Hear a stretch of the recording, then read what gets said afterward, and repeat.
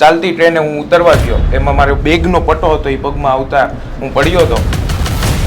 Accident થયું ત્યારે 93% blood flow થઈ ગયું હતું ને 7% બ્લડ જ વોકિંગ હોય, રનિંગ હોય, સાથે સાથે હું ક્રિકેટ રમું છું, ફૂટબોલ રમું છું, વોલીબોલ રમું છું, ગાડી ચલાવું છું, બુલેટ ચલાવું છું. બધી એક્ટિવિટી જે નોર્મલ પર્સન કરી શકે એનાથી પણ વધારે એક્ટિવિટી હું અત્યારે આ લેગ સાથે કરી શકું. ડૉક્ટર હાર્દિક શર્માની દયાથી આજે હું ચાલતો અને દોડતો થયો છું.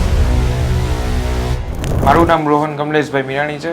હું રાજકોટ શહેરમાં રહું છું. મારું 29 ઓક્ટોબરના રોજ મારું વેરાવળ ખાતે એક્સિડન્ટ થયું હતું, ટ્રેન એક્સિડન્ટ થયું હતું. એમાં મારે પગની સર્જરી કરાવવી પડી હતી અને પગ એમ્પ્યુટેટ કરાવવું પડ્યું હતું. ત્યારે ભગવાનની દયાથી, મારા માતા પિતાની દયાથી અને બાયોનિઝ મેડિકલ સેન્ટર અને ડૉક્ટર હાર્દિક શર્માની દયાથી આજે હું ચાલતો અને દોડતો થયો છું. ત્યારે હું સર્વને ખૂબ ખૂબ આભારી છું. આ ઘટનામાં હું સોમનાથ ફરવા જતો હતો અને ત્યારે ચાલતી ટ્રેને હું ઉતરવા ગયો, એમાં મારો પટ્ટો જે બેગનો પટ્ટો હતો એ પગમાં આવતા હું પડ્યો હતો અને ટ્રેન સાથે મારું એક્સિડન્ટ થયું હતું. ત્યારે પછી અલગ અલગ ઇન્જરી હાથમાં હોય, પગમાં હોય, અલગ અલગ ઇન્જરી થઈ હતી અને પછી મને અમદાવાદ ખાતે લઈ આવવામાં આવ્યો હતો અને આગળની ટ્રીટમેન્ટ કરાવવામાં આવી હતી.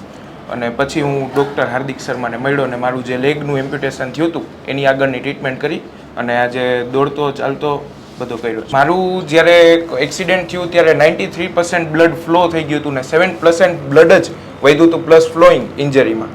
પછી જે રીતે મેં તમને કીધું એ રીતે અમદાવાદ આવ્યો અને પછી મને ડૉક્ટરે જે રીતે સારવાર આપી, પછી મારી અલગ અલગ એક્ટિવિટી હોય, એમાં વોકિંગ હોય, રનિંગ હોય, સાથે સાથે હું ક્રિકેટ રમું છું, ફૂટબોલ રમું છું, વોલીબોલ રમું છું, ગાડી ચલાવું છું, બુલેટ ચલાવું છું. બધી એક્ટિવિટી જે નોર્મલ પર્સન કરી શકે એનાથી પણ વધારે એક્ટિવિટી હું અત્યારે આ લેગ સાથે કરી શકું છું. હવે 2017માં રોહન મારા પરિચયમાં આવ્યો.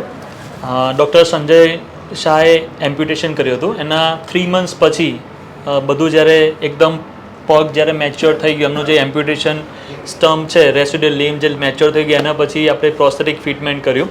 જે તે સમયે આપણે એમને વેક્યુમ એલિવેટેડ સિસ્ટમ કહેવાય છે, જે નેગેટિવ પ્રેશર સિસ્ટમ કહેવાય છે, એના સાથે અને કાર્બન ફાઇબર ફૂડ જેનું પગ મૂવમેન્ટ પ્રોપરલી આપણા નોર્મલ પગ જેવી થાય અને બહુ સારું એવું એનર્જી રિટર્ન મળે એ ટાઈપનો આપણે પગ લગાવ્યો હતો અને એનાથી એને ચાલવામાં ઘણી સરળતા રહી હતી. એ જે કહ્યું એને કે ક્રિકેટ, ફૂટબોલ અને બાકીની બધી ડેઇલી લિવિંગ એક્ટિવિટી કરે છે એ બધી જ સારી રીતે કરે છે. 8 વર્ષ પછી આપણે આજે અને પાછો એક નવું પ્રોસેસીસ લગાવ્યું છે જે આનાથી પણ હાઈ લેવલનું એનર્જી રિટર્ન આપે છે. ઇલાઇટ બ્લેડ કરીને પ્રોસેસ લગાવ્યું છે, જેનું કાર્બન ફાઇબરનું ફૂટનું નામ છે અને નેગેટિવ વેક્યુમ એલિવેટેડ સિસ્ટમ છે, જે આ વેક્યુમ સિસ્ટમ છે એનાથી એને ચાલવામાં વધારે સરળતા રહે અને એ પ્રોપરલી સારી રીતે સસ્પેન્શન સાથે ચાલી શકે.